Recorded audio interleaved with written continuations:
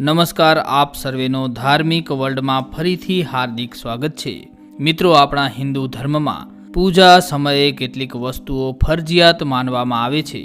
પ્રસાદ, મંત્ર, સ્વસ્તિક, કળશ, આચમન, તુલસી, સુહાગણ મહિલાઓના સેંથામાં સિંદૂર, સંકલ્પ, શંખનાદ તથા ચરણ સ્પર્શ વગેરે વિધિઓને ફરજિયાત માનવામાં આવે છે। આ બધી બાબતોની સાથે શુભ અશુભની વાતો પણ જોડાયેલ છે। આ વિધિઓ આમ તો હજારો વર્ષોથી ચાલી આવે છે અને આપણે પણ તેને પરંપરા સમજી પૂજા સમયે તેનું પાલન કરતા રહીએ છીએ। પરંતુ દોસ્તો, શું તમને ખબર છે કે આ વિધિઓ પાછળનું પૌરાણિક મહત્વ શું છે? તેની પાછળ શું માન્યતાઓ રહેલી છે? જો તમને આપણા હિન્દુ ધર્મમાં કરવામાં આવતી આ ધાર્મિક વિધિઓ પાછળના પૌરાણિક માન્યતા કે કારણને જાણવાની ઈચ્છા હોય તો આ વિડીયોને અંત સુધી જરૂરથી નિહાળજો અને વિડીયોને લાઈક કરવાની સાથે તમારા ગ્રુપમાં વધુને વધુ શેર કરજો, જેથી આ જાણકારી વધુને વધુ લોકો સુધી પહોંચી શકે। અને જો આપને આવી જ આધ્યાત્મિક તેમજ ધાર્મિક જાણકારી જોવી ગમતી હોય અને ચેનલને હજુ સુધી સબસ્ક્રાઇબ ન કરી હોય તો સબસ્ક્રાઇબ જરૂરથી કરી નાખજો। તો આવો જાણીએ આ વિધિઓ પાછળ રહેલી મહત્તા અને તેના પાછળની પૌરાણિક તેમજ ધાર્મિક માન્યતા વિશે।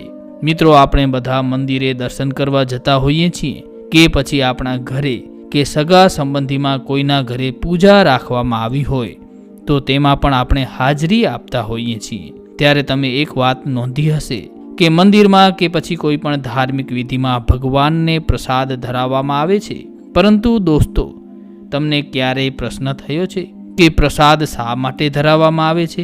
તેની પાછળ શું ભાવના રહેલી છે?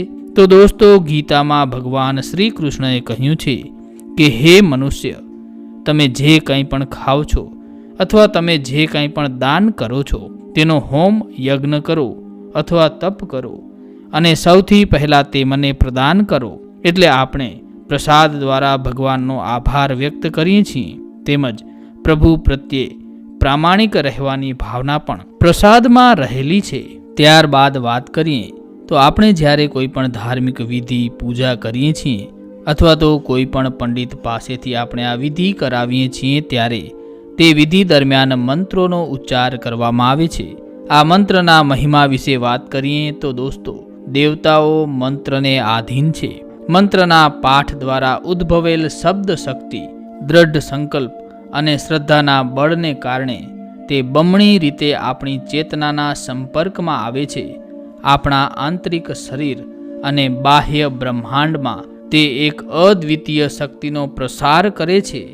તેને લીધે જ વ્યક્તિને સિદ્ધિની પ્રાપ્તિ થાય છે। આગળ વાત કરીએ તો આપણે જ્યારે કોઈ શુભ કાર્ય કરીએ છીએ, પૂજા કરીએ છીએ, ત્યારે આપણે સ્વસ્તિક જરૂર કરીએ છીએ। આ સ્વસ્તિક શા માટે બનાવવામાં આવે છે, તેનું મહત્વ શું છે, તેના વિશે વાત કરીએ તો ગણેશ પુરાણમાં એવું કહેવામાં આવ્યું છે કે સ્વસ્તિક એ તો ભગવાન ગણેશના સ્વરૂપનું જ પ્રતીક છે। સ્વસ્તિક તમામ અવરોધો અને દુર્ભાગ્યને દૂર કરવાની શક્તિ ધરાવે છે। પુરાણોમાં સ્વસ્તિકને અવિનાશી બ્રહ્માનું નામ આપવામાં આવ્યું છે। તેને ધનની દેવી લક્ષ્મી એટલે કે શ્રીનું પ્રતીક પણ માનવામાં આવે છે। ઋગ્વેદના સ્ત્રોત્રમાં સ્વસ્તિકને સૂર્યનું પ્રતીક પણ માનવામાં આવે છે, જ્યારે અમરકોશમાં તે આશીર્વાદ, સદ્ગુણ, કલ્યાણ અને મંગળનું પ્રતીક મનાય છે।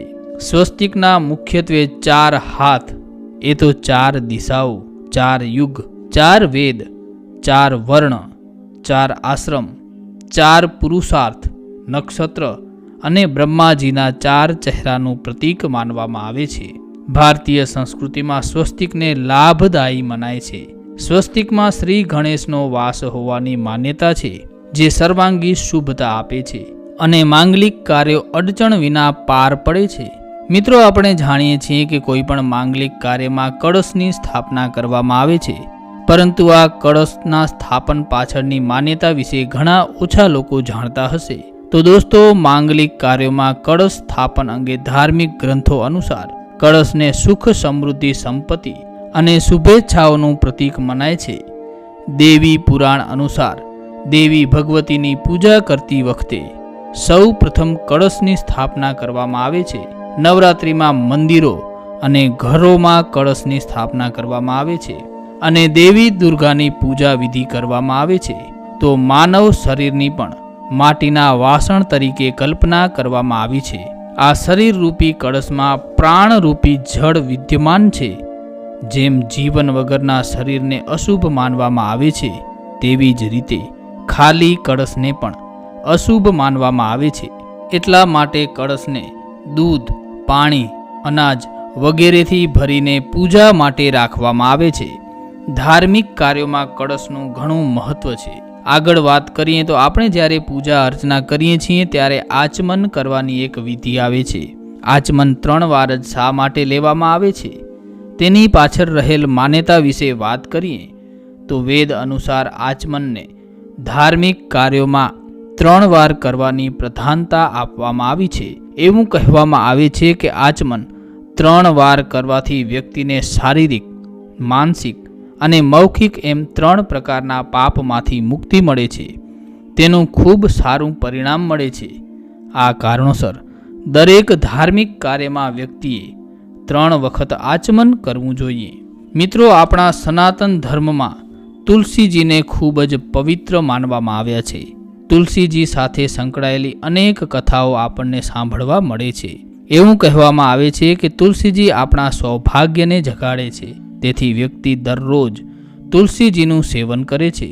તેનું શરીર ઘણા ચાંદ્રાયણ વ્રત કર્યા પછી પણ મળતા પુણ્ય સમાન પવિત્ર બને છે.